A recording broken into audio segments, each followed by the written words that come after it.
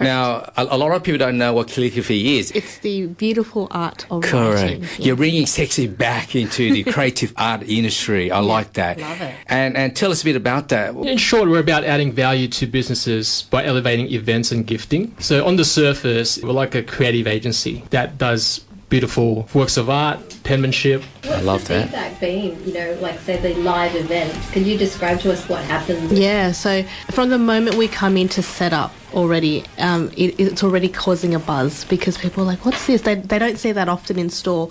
People will say, oh, remember that brand so-and-so? They sat down and they did, they had a calligraphy artist on board. Next time if I want to buy something, I might go to them.